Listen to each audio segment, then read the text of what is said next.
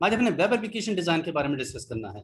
कल भी जो हमने लेक्चर हमने डिस्कस की थी जो चीजें, उसमें भी ग्रेजुअली जो डिस्कशन थी वो वेब के पॉइंट ऑफ व्यू से ही थी, लेकिन स्पेसिफिकली हम थोड़ा सा इन चीजों को डिस्कस करेंगे कि वेब एप्लीकेशन का डिजाइन जो है वो कैसा होता है, या वेब एप्लीकेशन के डिजाइन किस तरह के होंगे, कौन से मेथड्स उसमें फॉलो होते हैं।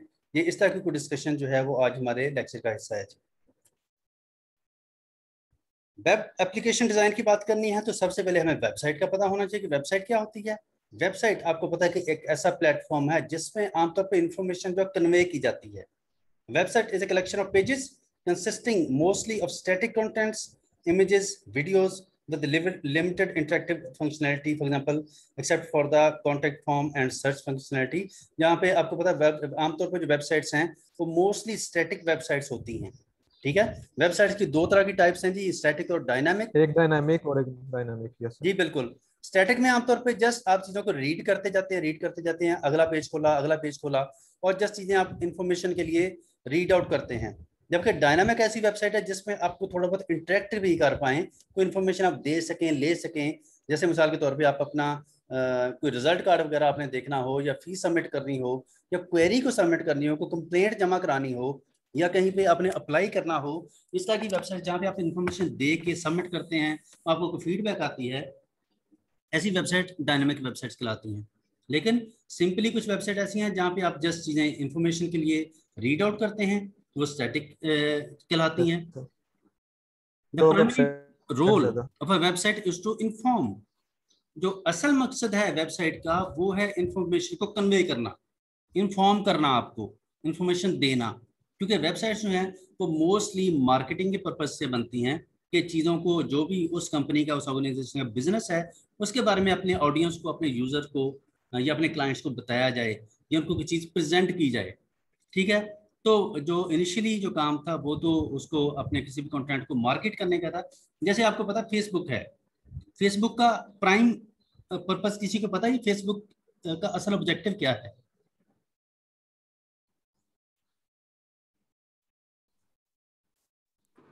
Sir sir socially connection. तो हाँ जी, सोशली कनेक्शन वगैरह के आपस में लोग कनेक्ट करें। जी, फेसबुक का जो प्राइम पर्पज है, ये जिस मकसद के लिए फेसबुक बनी थी वो था मार्केटिंग।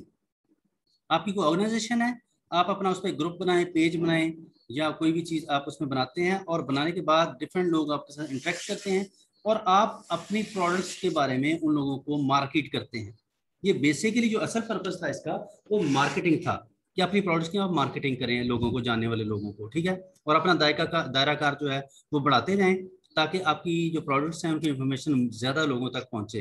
लेकिन हमने उस प्लेटफॉर्म को अपने मकासद के लिए इस्तेमाल करना शुरू कर दिया, जिस गपशप के लिए, इंफॉर्मेशन शेयरिंग के लिए। अब हमारी कोई कंपनी नहीं है, कोई ऑर्गेनाइजेशन नहीं है, जस्ट ऐसे ही हम उधर से इंफॉर्मेशन आई, उसको लाइक डिसलाइक किया और आगे भेज दिया, आगे शेयर कर दिया, हम ये काम करते हैं। ठीक है, जबकि असल पर्पस जो है वो ऑब्वियसली उसकी जो मार्केटिंग स्ट्रेटजी है उसके लिए है, कि आप अपनी सेल्स को इन्हेंस करने के लिए चीज़ों को इस्तेमाल करते हैं। तो समटाइम इंफॉर्मेशन जो है वो कन्वे करना जो है पर्पस होता है लोगों को, ताकि एक, क्योंकि ग्लोबल प्लेटफॉर्म है वेबसाइट, सारी दुनिया इसको देख सकती है। और इसमें आपको पता है कि जैसे हमने क्लाइंट सर्वर आर्किटेक्चर पढ़ा था, तो इसमें कोई लिमिटेशन नहीं है, कोई बंदा फोन से आपकी वेबसाइट को एक्सेस करे, लैपटॉप से करे, टैब से करे, पीसी से करे, जहाँ से मर्जी करे, उसको रिस्ट्रिक्शन नहीं है। तो इन चीज़ों का फायदा उठाते हुए फिर आप अपनी इंफॉर्मेशन जो है उसको ऑन एयर करते हैं, लाइव करते हैं, ताकि सारी दुनिया आपकी कंपनी के जो प्रोडक्ट्स हैं उनके बारे में जान सके। Web design refers to the design of website that are displayed on the internet. ये जो अब डिजाइन है वेब का या वेबसाइट का, वो उसका आर्किटेक्चर है या उसका ओवरऑल मॉडल उस वेबसाइट का, जिसके थ्रू आप इंटरनेट पे अपने जो कंटेंट्स हैं उनको डिस्प्ले करते हैं। It usually refers to the user experience aspects of website development rather than software development. जो वेबसाइट्स है, इसमें सबसे जो काम की चीज है वो इसका फ्रंट एंड है, जो इसका GUI। ठीक है, कि किस तरह, किस मेथड से इंफॉर्मेशन जो है वो एंड यूजर तक पहुंचाई जाए, ताकि जो एंड यूजर है वो आपकी इंफॉर्मेशन को देखते हुए, यूज करते हुए अच्छा फील करे, या उसके जो एक्सपीरियंस है, जो उसके थॉट्स हैं, या जो उसकी फीलिंग्स हैं, वो आपकी प्रोडक्ट के बारे में, आपके डाटे के बारे में, आपके कंटेंट्स के बारे में अच्छी हों। Web application design is an important stage when building A web application. जब आप वेबसाइट बनाते हैं, कोई भी वेबसाइट बन रही है, तो वेब डिजाइन जो है उसका वो बड़ा ही इंपॉर्टेंट रोल प्ले करता है। It focuses on the look and feel of the web application. ये जो वेब डिजाइन है ये इस चीज पर फोकस करता है कि आपकी जो वेबसाइट है या उसका डिजाइन या उसके कंटेंट्स दिखने में कैसे होंगे। The design stage encompasses several different aspects including user interface design, usability experience, content production and graphic design। जो एक सॉफ्टवेयर का एक वेबसाइट का जो डिजाइन है वो बनाते हुए बहुत सारी चीजें ज़हन में होती हैं, या जो डिजाइनर है वो बहुत सारी चीजें ज़हन में रखता है कि चीज़ों को प्रेजेंट कैसे करना है। लोग आपकी उन तमाम कंटेंट्स को देख के या रीड आउट करके या यूज करके कैसा फील करेंगे, कंटेंट्स जो हैं वो आपने कैसे प्रोड्यूस करने हैं। मिसाल के तौर पे आपने कोई रिजल्ट कार्ड जनरेट करके देना है अपने स्टूडेंट को, स्टूडेंट आपका क्लाइंट है, तो वो किस फॉर्मेट में होगा, ग्राफिकल फॉर्मेट में, टेक्स्ट के फॉर्मेट में, किस फॉर्मेट में होगा, और उसकी सारी कहानी, उसका डिज़ाइन, उसकी ग्राफिक्स, वो क्या चीज़ें यूज़ करनी है, ये सारा कुछ जो है एक यूज़र एंड यूज़र की जो डिमांड्स हैं या उसकी जो चॉइस है उसको सामने रखते हुए बनाई जाती हैं। जो डिज़ाइन है वेबसाइट का, वो डिज़ाइनर अपनी मर्जी से नहीं बनाता कि मुझे क्या अच्छा लग रहा है, वो ये देखता है कि इस वेबसाइट का क्लाइंट कौन होगा या इसका एंड यूज़र कौन होगा, वो किस तरह देखना चाहता है इन्फॉर्मेशन को।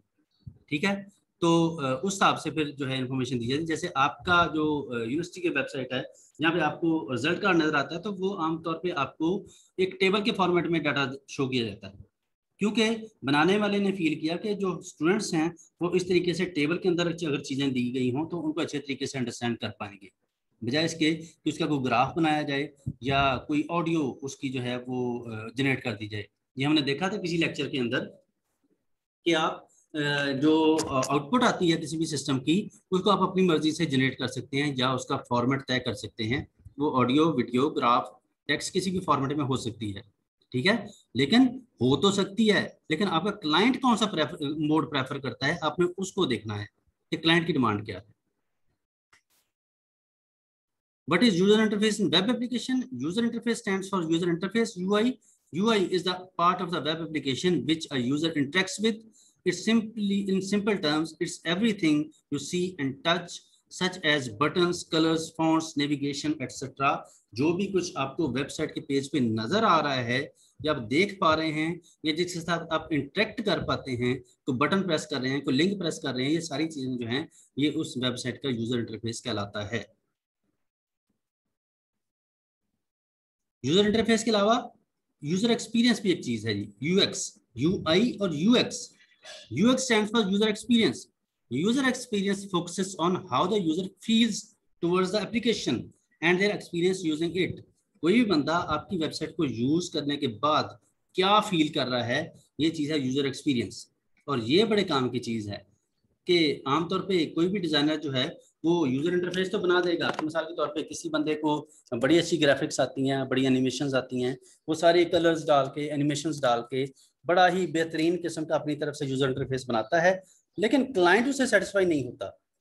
जो यूजर एक्सपीरियंस है वो उसके बारे में बड़ा बैड आता है, तो फिर इसका मतलब कि उसकी एक्सपर्टीज, उसकी जो स्किल्स हैं वो किसी काम की नहीं है, क्योंकि उसने अपने हिसाब से तो बड़ा अच्छा बनाया, लेकिन अपने लिए तो नहीं बनाया था उसने, तो क्लाइंट के लिए बनाना था। क्लाइंट तो उसे सेटिस्फाइड नहीं है, क्लाइंट के सेटिस्फेक्शन नहीं है, यूजर एक्सपीरियंस बेहतर नहीं है, तो फिर वो जो डिज़ाइन है वो किसी काम का नहीं है।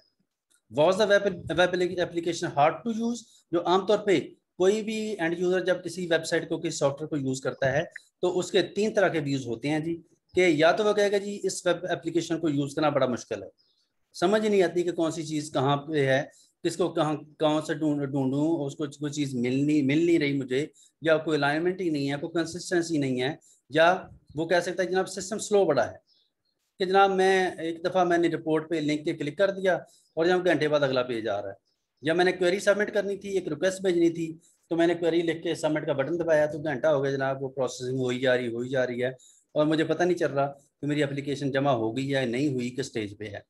Was the user disappointed when using it? और ये भी हो सकता है कि यूज़र जो है वो आपकी एप्लीकेशन यूज़ करने के बाद डिसपॉइंटमेंट फील करे कि यार ये क्या फजूल सिस्टम है, ये किस तरह का फजूल सा इंटरफेस है इसका, कि जनाब ये कोई काम की चीज़ कहीं मिल ही नहीं रही, या ऐसे खामखाई कलर घुसेड़े हुए हैं, या ऐसा भी हो सकता है कि आपने चंद लाइनों का आपका टेक्स्ट था लेकिन 1700 आपने ऐड लगाए हुए हैं उसके अंदर, और आपको अपने काम की चीज़ मिलती नहीं है। तो जो स्टैंडर्ड्स हैं वो फॉलो करना बड़े ज़रूरी हैं। उसकी बिना पे लोग इरिटेट होना होना शुरू हो जाएं अगर वो स्टैंडर्ड फॉलो ना किए। मिसाल के तौर पे अगर आप बीबीसी सुने, आपने सुना होगा बहुत सारे लोगों ने, जो बीबीसी न्यूज़ है उसमें अगर देखें तो उसमें जिस तरह हमारे चैनल्स पे एडवर्टाइजमेंट आती है ना कि जनाब खबरें आ गई हैं, खबरें जनाब 5 मिनट की खबरें हैं, तो उसके बाद घंटा ऐड ही चलते रहते हैं और बंदा भूल ही जाता है यार हो क्या रहा था। ठीक है। और आधे घंटे बाद जब अचानक वो न्यूज़ बुलेटिन का बाकी हिस्सा आता है तो फिर बंदे को फील होता है वो हो अच्छा खबरें चल रही थी इससे पहले। तो इसके अंदर ऐड आते हैं कि जनाब असल काम उनका जो है वो एडवर्टाइजमेंट है, पैसा कमाना है। जबकि अगर आप बीबीसी देखें तो वहां पे ये काम नहीं है। वहां पे न्यूज, क्योंकि अगर चैनल है तो उनका फोकस न्यूज पे है। अगर आप उसकी पॉलिसी पढ़े ना बीबीसी की, तो आपको वो क्लियरली रिटर्न वहां पे डॉक्यूमेंट मिल जाएगा कि जनाब बीबीसी की पॉलिसी क्या है एडवर्टीजमेंट के बारे में। कि मिसाल के तौर पे उन्होंने अगर घंटा उन्होंने नशरियात चलानी है तो घंटे में से मिसाल के तौर पे वो कहेंगे कि हम सिर्फ 5% उसका जो टाइम है वो हम एडवर्टीजमेंट पे खर्च करेंगे, बाकी जो टाइम है वो हम अपने कॉन्टेंट्स पे देते हैं। ठीक है। जबकि हमारे चैनल्स पे उलट काम है कि 5 मिनट की खबरें होती हैं और बाकी जो 55 मिनट है वो ऐड चल रहे होते हैं। तो इससे समटाइम बंदा जो है वो इरिटेट होता है और बंदा फील करता है यार ये क्या हो क्या रहा है, मैंने 5 मिनट की खबरें सुनी थी तो मुझे पौना घंटा पहले ऐड देखने पड़े हैं। ठीक हो गया। तो जो पॉलिसी है, जो स्टैंडर्ड है, वो फॉलो करना बड़ा जरूरी है। उसको अगर फॉलो करेंगे तो जो क्लाइंट है वो आपकी वेबसाइट को ना सिर्फ यूज करेगा बल्कि रिटेन होगा, मतलब कि दोबारा भी आएगा आपके पास। There are types of questions as user experience designer will focus on when review application. जो डिफरेंट वेबसाइट्स हैं अगर आपने देखा हो तो सम टाइम आप यूज करें तो अचानक वहाँ पे एक सर्वे की ऑप्शन आ जाती है कि आपका हमारी इस वेबसाइट या इस सिस्टम के बारे में आपका एक्सपीरियंस कैसा रहा ओवरऑल, कि आप अच्छा एक्सपीरियंस आपका बुरा है या आप कोई राय नहीं देना चाहते।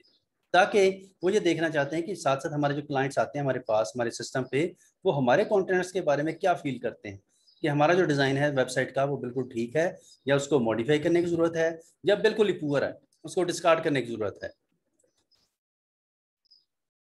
किसी भी सिस्टम के जो कंटेंट्स हैं, ये एक बड़ी अच्छी एग्जांपल मुझे कहीं से मिली कि जो वेबसाइट के कंटेंट्स हैं वो पानी की तरह होते हैं जी, वाटर की तरह, या वाटर की तरह होने चाहिए, हम ये भी कह सकते हैं। कि जैसे यहाँ पे एग्जांपल है कि वाटर एक ऐसी चीज है जिसको जिस भी बर्तन में आप डालें वो उसी की शेप में डाल जाता है पानी। ठीक है। जैसे हमें कप में डाला तो कप की शेप बन जाती है। ये इसमें वो जो केतली है या जो भी इसको कहते हैं उसमें उसने डाला है तो उसकी शक्ल बन गई है, बोतल में डाला तो बोतल की शक्ल बन गई है। तो ये कंटेंट्स की भी यही एग्जांपल है कि अगर कंटेंट्स लैपटॉप पे नजर आए, शो करना चाहें तो आप लैपटॉप की स्क्रीन के मुताबिक एडजस्ट हो जाएं, सेल फोन पे देखना चाहें तो सेल फोन के मुताबिक एडजस्ट हो जाएं। ठीक है। ऐसे होना चाहिए। ये एक जनरल सी एग्जांपल है कि कंटेंट्स को अपने कंटेनर के हिसाब से उसकी जो लुक है वो चेंज होनी चाहिए, तभी बंदा जो है उसको बेहतर तरीके से रीड आउट कर पाएगा, ये यूज करेगा। ये अभी जो मैं एग्जांपल दे रहा हूँ आपको कि कंटेंट्स जो हैं उनको अपने कंटेनर के हिसाब से चेंज होना चाहिए, ये अभी हम देखते हैं कि इसका वेब में इसकी क्या एग्जांपल है। आपने भी सुना होगा कि जो वेबसाइट्स हैं उनको दो तरह के कॉमन मेथड्स यूज होते हैं चीजों को डिजाइन करने के हवाले से। एक है रिस्पॉन्सिव और दूसरा है अडेप्टिव। रिस्पॉन्सिव और अडेप्टिव दो तरह के जो चीजें हैं वो यूज होती हैं। ये शायद मैंने लास्ट लेक्चर में भी आपको मूडल की वेबसाइट खोल के दिखाया यस था सर। कि ये रिस्पॉन्सिव है। बताया था। याद है किसी को? यस सर, यस सर, बताया था आपने। आपने ये बताया भी अगर था। देखें, ये भी जैसे ही मैंने उसको उसका साइज मैक्सिमम था उसको मैंने नॉर्मल व्यू पे किया है तो चीज़ें तमाम जो हैं वो उसी तरीके से अलाइन खुद ब खुद अलाइन हो गई हैं। मुझे किसी चीज़ को सेट नहीं करना पड़ा। जैसे अगर आप देखें तो अब ये जो पट्टी है ये कितनी बड़ी है, लेकिन जैसे ही मैंने इसका व्यू छोटा किया है तो पट्टी खुद ब खुद छोटी हो गई है। ठीक है। तो तमाम टेक्स्ट जो हैं उसी तरीके से अलाइन हैं और नीचे तमाम जो कमेंट्स हैं और सारी चीज़ें उसी तरीके से आ रही हैं। कोई चीज़ उसका व्यू या उसका सर स्ट्रक्चर जो है वो डिस्टर्ब नहीं हुआ। जी। सर तकरीबन हर वेबसाइट ही रिस्पॉन्सिव होती है। अब होती है, पहले ये सेंस नहीं थी लोगों में। जब हम जब पढ़ते थे तो तब हमने कभी ये ध्यान नहीं किया था कि यार ये रिस्पॉन्सिव इसको बनाना है या नहीं बनाना, क्योंकि अब तो बहुत सारी बिल्ट इन चीजें आ गई हैं। अब सर तब ज्यादा फोकस नहीं मोबाइल्स चीजों पे। मोबाइल्स पे कोई इतना यूजेज नहीं था मोबाइल का। तब इनकी सिस्टम ही ज्यादातर यूज किया जाता था। अब ये कंटेंट्स पे बहुत फोकस होता है कि जो चीज आप प्रेजेंट कर रहे हैं वेबसाइट पे वो कैसी है, वो दिखने में कैसी है। पढ़ना तो बाद की बात है, पहले जनाब उसको नजर आने में तो सही हो ना। अब रिस्पॉन्सिव की यहाँ पे एग्जांपल दी गई है कि एक ही वेबसाइट के कंटेंट्स हैं, वो अगर आप पीसी पे लैपटॉप पे देखेंगे तो अभी आपको सही फॉर्मेट में मिलेंगे, टैब में देखें वेबसाइट खोलें फिर भी सही होंगे, मिसाल के तौर पे किसी सेलफोन पे खोलें तो तब भी आपको सही नजर आएंगे, लैपटॉप पे खोलेंगे तो तब भी ठीक नजर आएंगे। वो ऑटोमेटिकली अपने आप की जो उसकी लुक है वो आपकी स्क्रीन की रेजोल्यूशन के हिसाब से खुद ब खुद उसको एडजस्ट कर लेता है। ये है रिस्पॉन्सिव की example. Almost every new client these days wants a mobile version of the website. आमतौर पर जितने भी अब सिस्टम्स बनते हैं साथ में उसका मोबाइल वर्जन जरूर बनता है, क्योंकि यस सर। जो मोबाइल यूजर हैं वो बहुत ज्यादा हैं कि मोस्टली लोग जो हैं वो चलते फिरते काम करना चाहते हैं। तो अपना जो टास्क है वो चाहते हैं जनाब बगैर हम पीसी के कहीं बैठ के टेबल पे बैठ के या उसका स्विच लगा के पीसी का फिर उसको चला के ऐसे काम करने के बजाय हम चलते फिरते सफर में हो, ऑफिस में हो, जहां भी हो, हम चलते फिरते अपने सेलफोन से अपना काम करते रहें। तो यस सर। ये तभी और पॉसिबल है। आजकल तो सर वो क्लाइंट जो होते हैं वो कहते हैं कि साथ हमें वेबसाइट भी चाहिए और साथ ऐप भी चाहिए। जी बिल्कुल ऐसा ही है।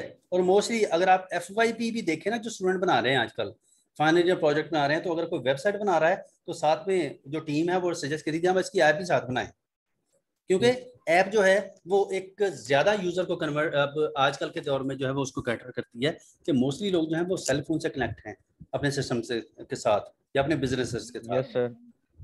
तो जो डिफरेंट तरह के जो प्लेटफॉर्म्स हैं, चाहे वो मिसाल के तौर पे कोई भी सिस्टम आप ले लें, कोई भी डिवाइस ले लें, कोई भी ऑपरेटिंग सिस्टम ले लें, तो तमाम ऑपरेटिंग सिस्टम जो हैं वो इस तरह के जो रिस्पॉन्सिव डिज़ाइन है उसको वो सजेस्ट करते हैं या उसको सपोर्ट करते हैं।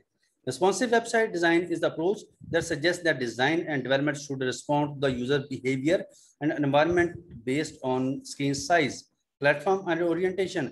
कोई भी डिवाइस, कोई भी ऑपरेटिंग सिस्टम, कोई भी ब्राउजर आप यूज कर रहे हैं तो आपका ख्याल है, आप ये चाहते हैं कि उसके जो जो भी सिस्टम आप खोल रहे हैं, जो भी सॉफ्टवेयर खोल रहे हैं, जो भी ऐप या वेब खोल रहे हैं, उसके कंटेंट्स उसके मुताबिक एडजस्ट हो जाएं।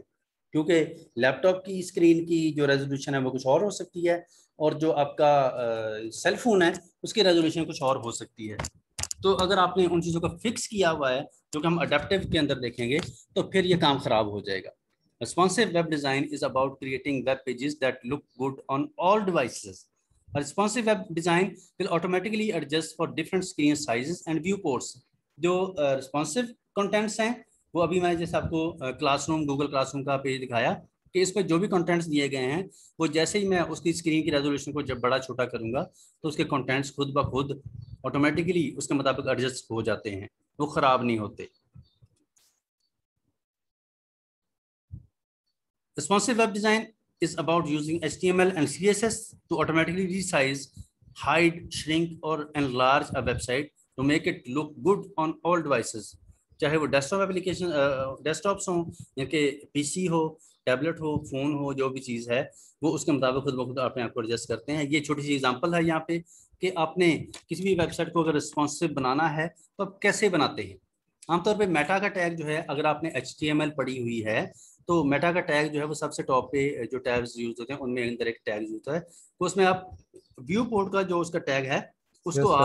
आप यस सर। विड्थ जो है हेड के अंदर वो आता है। डिवाइस विड्थ के मुताबिक कर दें कि जो भी डिवाइस की रेजोल्यूशन है आपकी वेब पेज की जो रेजोल्यूशन है वो उसके मुताबिक कर दे उसको। अब अगर ये टैग यूज किया हुआ है तो फिर आपको मैनुअली फिक्स करने की जरूरत नहीं है। जैसे मिसाल के तौर पे यहाँ पे है कि यहाँ पे आपने कोई भी इमेज है तो इमेज का साइज जो है या उसकी विड्थ आपको 100% कर दें। 100% का मतलब कि जितनी स्क्रीन है उसका टोटल। अब मिसाल के तौर पे अब अगर हम देखें ये टोटल स्क्रीन बड़ी है तो अगर इसको मैं छोटा कर दूं ऐसे तो अब जो साइज है ये 100% है। तो उसने क्या किया, अब ऑटोमेटिकली ये जो पेज है उसको उसने छोटा कर दिया उसके व्यू को। ठीक है, तो इसका मतलब ये रिस्पॉन्सिव की एग्जांपल्स हैं कि कैसे अगर आप अपनी रेजोल्यूशन को कम या ज़्यादा करें सिस्टम की या एप्लीकेशंस की तो आपका जो वेब पेज है उसका जो साइज है वो ऑटोमेटिकली हो जाएगा। लेकिन अगर मैं यहाँ पे विड्थ 100% की बजाय 25 कर दूं तो इसका मतलब है मैंने फिक्स कर दिया, या मिसाल के तौर पे मैं 75 कर दूं तो अगर 75 इसका है इस वेब पेज का सॉरी सिस्टम का या लैपटॉप का, तो अगर यही पेज जब सेलफोन पे खुलेगा तो वहां पे तो जनाब वो सेलफोन की तो इससे 1/4 होगी टोटल जो उसकी रेजोल्यूशन है। ठीक है, तो वो तो जनाब सारा गड़बड़ हो जाएगी। तो इतना बड़ा पेज वहां पे नजर आएगा या इतनी बड़ी तस्वीर नजर आएगी। तो ऐसी सिचुएशंस के बचने के लिए फिर रिस्पॉन्सिव जो आइडिया है इसको यूज किया जाता है, जो कि अब जैसे आपने कहा आप स्टूडेंट्स ने कि अब हर वेबसाइट जो है वो तकरीबन रिस्पॉन्सिव ही मिलती है। मेरा नहीं ख्याल आपको हार्डली कोई चीज़ मिलेगी जो कि रिस्पॉन्सिव ना हो। रिस्पॉन्सिव के अलावा दूसरी उसकी टाइप है जी मेथड डिज़ाइन का, एप्लीकेशन का अडेप्टिव है। अडेप्टिव में अगर आप देखें तो आपको अगर लैपटॉप पे आपने कोई चीज़ खोली हुई है, पीसी पे तो कुछ और तरह नजर आएगी, तो ये टैब के खोलेंगे तो सारा स्ट्रक्चर बदल जाएगा, सेलफोन पे खोलेंगे तो एंटायरली बदल जाएगा। तो इसमें जो उसकी लुक है वो क्योंकि आपने फिक्स की हुई चीज़ें, तो यहाँ पे फिर जब रेजोल्यूशन का फर्क आएगा तो चीज़ें डिस्टर्ब हो जाएंगी। फिर with the adaptive design, different fixed layouts are created that adapt to the user's screen size.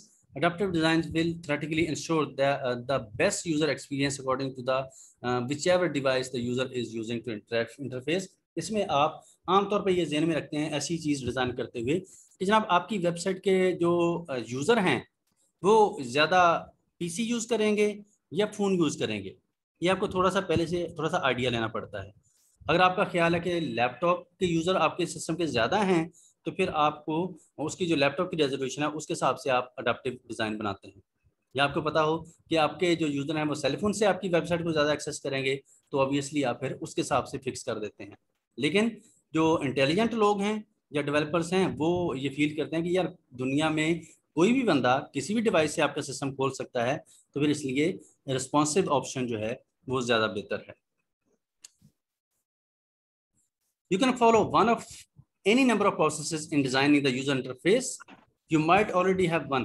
आपके पास बहुत सारी ऑप्शंस होंगी जनाब, आप किस टेक्निक, ये हम डिज़ाइन की बात कर रहे थे कि जो डिज़ाइन है वो सबसे ज़्यादा प्रेफर किया जाता है क्लाइंट की तरफ से। क्लाइंट को इस कहानी से कोई गर्ज नहीं है कि बैकएंड पे क्या हो रहा है, कि बैकएंड पे जो सारी वर्किंग है, जो सारी कहानी है, सारी लॉजिक है, कोड है, वो कैसे काम कर रहा है, आपने कौन सी लैंग्वेज यूज की है, पीएचपी में बनाया, डॉटनेट के अंदर बनाया है या पाइथन के अंदर कोई चीज बनी हुई है, या डेटाबेस कैसे काम कर रही है, उसका आर्किटेक्चर क्या है। जो फ्रंट एंड पे जो एंड यूजर है उसको इन चीजों सारी कहानियों से कोई पता नहीं, कि उसको इस चीज से कोई कंसर्न नहीं होती। उसको तो जनाब इस चीज से कंसर्न है कि आपका जो सिस्टम है उसकी लुक कैसी है, जिस जिस पार्ट के साथ, जिस लेयर के साथ एंड यूजर ने इंटरेक्ट करना है वो लेयर कैसी है। ठीक है जी। तो यूजर का जो फोकस है वो एंड जो फ्रंट एंड है या जो उसका डिजाइन है उसकी तरफ होगा।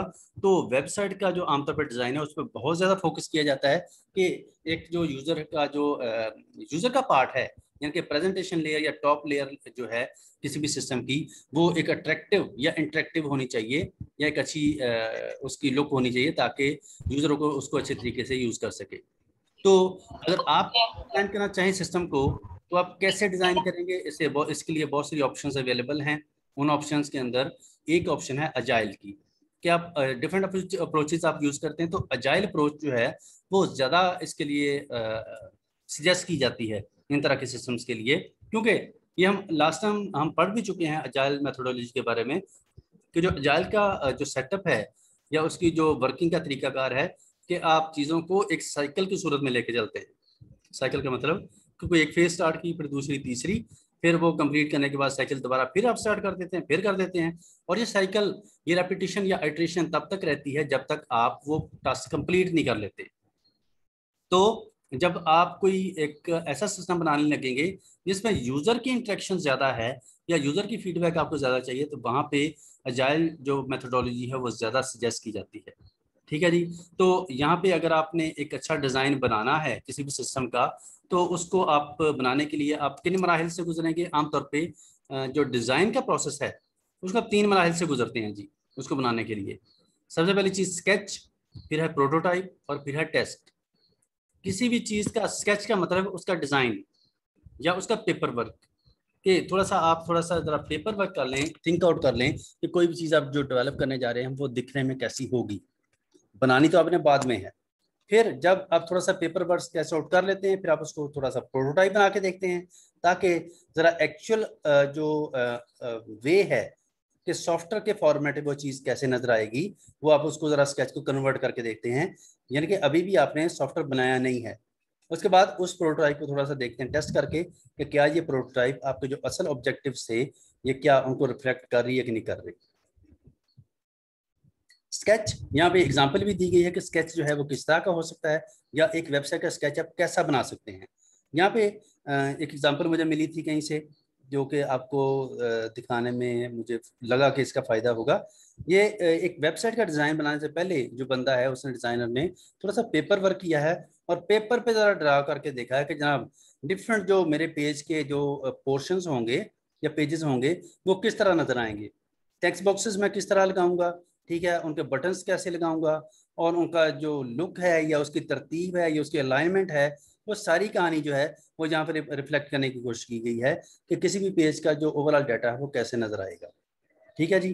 तो ये है स्केच कि जस्ट आपने हाथ से या पेपर वर्क पे थोड़ा सा रफ वर्क जो है वो करके देखा कि आपके सिस्टम ओवरऑल दिखने में कैसा होगा। क्योंकि स्केच जो है ये प्लानिंग फेज है एक्चुअली, जिसमें आप चीज़ों को थोड़ा सा थिंक आउट कर रहे हैं या थोड़ा सा परसीव कर रहे हैं कि इम्प्लीमेंटेशन से पहले ये चीज़ें कैसी होंगी। क्योंकि जब आपके पास ये स्केच मौजूद होगा तो उसके बाद आप बड़े आराम से इनको देखते हुए प्रोटोटाइप या अपना जो एक्चुअल डिज़ाइन है उसके अंदर कन्वर्ट कर लेंगे। ये बिल्कुल ऐसे ही होता है जैसे आप डिज़ाइन बना के जब डेवलपर को देते हैं तो डेवलपर बड़े आराम से उसकी मदद से कोडिंग करता जाता है। लेकिन अगर कोई डिज़ाइन ना हो तो फिर हर दफ़ा हर क्लास, हर ऑब्जेक्ट, हर वेरिएबल डिक्लेयर करने से पहले जो डिज़ाइनर है उसको, कोडिंग वाला बंदा जो है, प्रोग्रामर, उसको सोचना पड़ेगा तो मैं क्या चीज़ बनाऊँ, क्या चीज़ बनाऊँ, क्या चीज़ बनाऊँ। तो वो हर दफ़ा सोचेगा, तो सोचने में इसका काफ़ी टाइम लग जाएगा। लेकिन अगर उसको डिज़ाइन बना बनाया मिल जाएगा तो जैसे उसके मुताबिक क्लासेस, वेरिएबल, मेथड बनाता जाएगा और बड़े आराम से काम कंप्लीट हो जाएगा। स्केच के बाद प्रोटोटाइपिंग है जी। प्रोटोटाइप आपको पता है कि एक थोड़ा सा डमी टाइप एक मॉडल होता है किसी भी सिस्टम का, उसका व्यू होता है जिसमें थोड़ा सा आप ज़रा अंदाज़ा लगाने की कोशिश करते हैं या अंदाज़ा देने की कोशिश करते हैं क्लाइंट को कि आपका सिस्टम कुछ इस तरह का होगा।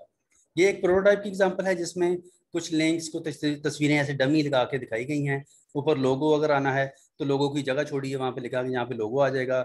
यहाँ पे कुछ जो है वो ऊपर समटाइम लिंक्स होते हैं फीडबैक वगैरह का, कॉन्टैक्ट वगैरह के, और नीचे मेन मेन्यूज होते हैं या लिंक्स होते हैं। लेफ्ट पे भी समटाइम लिंक आ रहे होते हैं, इधर को एडवर्टीजमेंट आ रही होती है या अनाउंसमेंट आ रही होती है। मिडल में आमतौर पे जो वेबसाइट है उसके कंटेंट्स आ रहे होते हैं। नीचे फुटर पे कुछ समटाइम कॉन्टैक्ट अस की या फीडबैक वगैरह की इन्फॉर्मेशन या लिंक्स आ रहे होते हैं, या प्राइवेसी के बारे में या कॉपीराइट्स के बारे में इन्फॉर्मेशन आ रही होती है। तो ये उसने क्या किया इस बंदे ने कि जरा ओवरऑल अपने सिस्टम का एक प्रोटोटाइप या एक मॉडल बना के देखा है कि जनाब इस तरीके से मैं चीज़ों को प्रेजेंट करूंगा अपने सिस्टम पे। तो अब अगर ये प्रोटोटाइप क्लाइंट को दिखाई जाए, उसको बताया कि जनाब आपकी जो वेबसाइट हम बनाएंगे उसमें ऐसे ऐसे हम चीज़ों को प्लेस करेंगे। यहाँ पे लोगो होगा, यहाँ पे लिंक होंगे, यहाँ पे पिक्चर होगी, ये तस्वीर होगी, डाटा होगा, यहाँ पे आपकी पर्सनल इन्फॉर्मेशन होगी। तो इससे क्लाइंट को थोड़ा सा आइडिया हो जाएगा कि हाँ यार ये देखने मेरे सिस्टम ठीक है, ठीक है। लेकिन अगर उसने कोई सिस्टम पहले से देखा हुआ है, उसको वो पसंद है, तो फौरन कहेंगे नहीं यार मुझे ये फॉर्मेट है ये पसंद नहीं आया। आप ऐसा करें, आप लेफ्ट वाले लिंक जो है इनको ख़त्म कर दें, सिर्फ टॉप पे लिंक रहने चाहिए। या वो कहे जनाब इसको छोड़ दें, मैंने तो जो सोचा था उसके मुताबिक सिर्फ लेफ्ट पे लिंक होने चाहिए, ऊपर आप डिलीट कर दें। तो अब आपने क्या किया, अभी आपने सिस्टम बनाया नहीं है, जैसे उसकी प्रोटोटाइप भी बनी है, तो इसी लम्हे पे ही क्लाइंट की तरफ से फीडबैक आ जाएगी और आप डेवलप करने से पहले पहले ही इस प्रोटोटाइप के अंदर मॉडिफिकेशन कर लेंगे। क्योंकि ये तो जस्ट तस्वीर है, एक मॉडल है, इसको चेंज करना बड़ा आसान है। लेकिन जब कोडिंग हो जाए, सारा काम हो जाए, तो फिर जो काम है वो थोड़ा मुश्किल हो जाता है। लास्ट पे जी टेस्टिंग है उसकी, कि जब आप डिज़ाइन बनाते हैं, डिज़ाइन बनाने, स्केच बनाने के बाद उसका प्रोटोटाइप बनाएंगे, प्रोटोटाइप के बाद उसकी टेस्टिंग। कि टेस्टिंग जो है वो एक फाइनल उसका फेज है जिसके बाद आपने उस चीज़ को डेवलपमेंट की तरफ लेके जाना होता है। प्रोटोटाइप्स आप are useless unless you test them. कोई प्रोटोटाइप जब तक आप टेस्ट नहीं करते, उसको देखते नहीं है, उसको रन करके एग्जीक्यूट नहीं करके देखते, तब तक प्रोटोटाइप जो है वो बनाने का फायदा कोई नहीं। This is not rocket science. किसी भी टेस्टिंग का जो प्रोसेस है वो बहुत कॉम्प्लिकेटेड नहीं होता। अगर आप टेक्निकल पर्सन है तो आपके लिए बड़ा इजी हो जाएगा कि आप एक टीम की सूरत में चीज़ों को लेके चलें, ठीक है। उसको जैसे ये एक पिक्चर दिखाई गई है कि इसमें टीम बैठी है, टेक्निकल टीम, और उन्होंने सामने उसको शो किया हुआ है प्रोटोटाइप को स्क्रीन के ऊपर। तमाम लोग अपनी स्क्रीन के ऊपर या उसको रिव्यू कर रहे हैं और साथ साथ चीज़ें जो है पॉइंट आउट हो रही हैं, सजेस्ट की जा रही हैं, और जो प्रॉब्लम्स हैं उनको हाईलाइट किया जा रहा है। अब ये जो टीम है ये टेक्निकल टीम भी हो सकती है, इसमें क्लाइंट भी शामिल हो सकता है आपके साथ, कि क्लाइंट का कोई रिप्रेजेंटेटिव आ जाए, ताकि सारे लोग जो है मशावरत के साथ काम करें। अब इसमें क्लाइंट, आपकी टीम, डिज़ाइनिंग टीम और इसके अलावा आपके डेवलपर भी आ सकते हैं और इवन टेस्टिंग टीम के लोग भी आ सकते हैं जिन्होंने कल को इसको टेस्ट करना है, ताकि सॉफ्टवेयर का अभी से आइडिया हो जाए कि डेवलपमेंट व्यू से कोई प्रॉब्लम तो नहीं है, या कोई टेस्टिंग वाला बंदा कहे जनाब ये फीचर हम टेस्ट कैसे करेंगे, तो ये अभी इसको गाइड करें। तो अगर क्लैरिटी की ज़रूरत है, कोई मिसकंसेप्शन है, तो क्योंकि तमाम लोग इकट्ठे बैठे होंगे इस मीटिंग के अंदर, टेस्टिंग वाली टीम के अंदर, मीटिंग गैदरिंग के अंदर, तो यहीं पे तमाम प्रॉब्लम्स जो हैं वो रिजॉल्व हो जाएंगे। तो ये हम बार बार डिस्कस कर चुके हैं कि अगर शुरू में प्रॉब्लम्स को आइडेंटिफाई कर लिया जाए तो नेक्स्ट मराहल पे पहुंचने से पहले अगर वो आइडेंटिफाई हो जाए तो उनको फिक्स करना, उनको हल करना बड़ा आसान हो जाता है। लेकिन अगर सारे फेजेस गुजर जाएं और बाद में पता चले कि जनाब वो हो ये मसला था, तो तब बहुत देर हो चुकी होती है, फिर हो सकता है आपको काफ़ी टाइम या वक्त लगाना पड़े उस प्रॉब्लम को हल करने के लिए। ठीक है, वो तो चलो ठीक है। अब किसी तरीके से अगर प्रॉब्लम टेस्टिंग के दौरान जाके हाईलाइट हुआ, टेस्टिंग फेज पे तमाम फेज कंप्लीट हो गई, आप इसको हल तो कर लेंगे, लेकिन जो आपकी रिप्यूट है आपकी टॉप ऑर्गेनाइजेशन के नज़र में या आपके बॉस की नज़र में, वो रिप्यूट फिर जो है मशकूक हो जाएगी। वो नेक्स्ट टाइम कोई प्रोजेक्ट देते हुए आपको थोड़ा सा सोचेगा कि यार लास्ट टाइम जब मैंने इसको प्रोजेक्ट दिया था तो एंड पे बेकाम मसले निकले थे। ठीक है, तो इसका मतलब है कि जब सॉफ्टवेयर डेवलप हो रहा था तब जो प्रोजेक्ट मैनेजर वो सोया पड़ा था। ठीक है, या उसने कभी टीम से फीडबैक नहीं ली या चीज़ों को मॉनिटर करने की कोशिश नहीं की। अगर वो कर रहा होता, यानी कि मैं ये अज्यूम कर रहा हूँ कि आप प्रोजेक्ट मैनेजर हैं, तो आपका बॉस ये कहेगा कि यार जब मैंने आपको प्रोजेक्ट दिया था तो इसका मतलब आपने 3 माह का प्रोजेक्ट 3 माह देखा ही नहीं कि क्या हो रहा है, डेवलपर कैसे बना रहे हैं, और ये काम एंड पे क्यों निकले हैं, सारे प्रॉब्लम निकले हैं, ये तो साथ साथ हल होने चाहिए थे। तो अगर आप अजाइल मेथोडोलॉजी फॉलो करेंगे या चीज़ों को साथ साथ रिव्यू करेंगे तो फिर प्रॉब्लम्स एंड पे इकट्ठे नहीं होंगे, क्योंकि आपका बॉस जो है वो आपके साथ हर मीटिंग में नहीं शामिल होगा। वो तो समटाइम किसी खास मीटिंग में शामिल होगा जब आपको खास चीज़ को दिखाएं जनाब ये चीज़ हमने डेवलप कर ली है। तो अगर बॉस की मीटिंग के दौरान बहुत सारे प्रॉब्लम हाईलाइट हो जाएं तो फिर आपकी रिपोर्ट जो है वो स्ट्रेक पे चली जाएगी। ठीक है, नेक्स्ट टाइम कोई भी बड़ा प्रोजेक्ट देने से पहले वो बॉस जो है 10 दफ़ा सोचेगा कि यार लास्ट टाइम इसने चीज़ों को मैनेज नहीं सही किया था। ठीक है, तो टेस्टिंग जो है वो प्रोसेस है जिसमें आप चीज़ों को हाईलाइट करते हैं और फिर फिक्स करते हैं। और जबकि हमने देखा जो अजाइल मेथोडोलॉजी है इसमें चीज़ों को साथ साथ ही आप टेस्ट करते जाते हैं, साथ साथ फिक्स करते जाते हैं, इसमें आपको एंड तक वेट करने की जरूरत नहीं पड़ती। ठीक है जी, ये था ये आज का लेक्चर जिसमें हमने डिज़ाइन प्रोसेस जो है वेबसाइट का खासतौर पे उसके पॉइंट ऑफ व्यू से डिस्कशन करने की कोशिश की कि एक वेबसाइट जो है वो क्या होती है, उसके डिफरेंट मेथड्स, उसके टाइप्स कि स्टैटिक होती है, डायनामिक होती है, फिर उसके मेथड्स हैं कि एक जो वेबसाइट है रिस्पॉन्सिव होती है, अडेप्टिव होती है, इसका फ़ायदा क्या है, या एक मैंने एग्जांपल के थ्रू भी कोशिश की थोड़ा सा बताने की, क्योंकि हम कोडिंग तो यहाँ पर डिस्कस नहीं कर रहे, लेकिन थोड़ी सी एग्जांपल दे के मैंने कोशिश की कि जनाब रिस्पॉन्सिव वेबसाइट अगर आपने बनानी है तो आप किन चीज़ों को ज़हन में रखते हैं। जैसे वो टैग्स का जिक्र हमने किया, CSS और उसके HTML के टैग्स का, कि अगर आप उनको फोकस करें तो आप एक रिस्पॉन्सिव वेबसाइट बड़े आसानी से बना सकते हैं, ये कोई रॉकेट साइंस नहीं है। ठीक है, और फिर हमने उसका प्रोसेस देखा, डिज़ाइन प्रोसेस, कि एक जो वेबसाइट का डिज़ाइन है वो एक अगर आप अजाइल मेथोडोलॉजी को फॉलो करते हुए बनाएंगे तो वो 3 मराहल से गुजर के बनता है। सबसे पहले स्केचिंग, प्रोटोटाइपिंग और फिर उसकी टेस्टिंग, जिसमें तमाम प्रॉब्लम जो है आइडेंटिफाई होते हैं।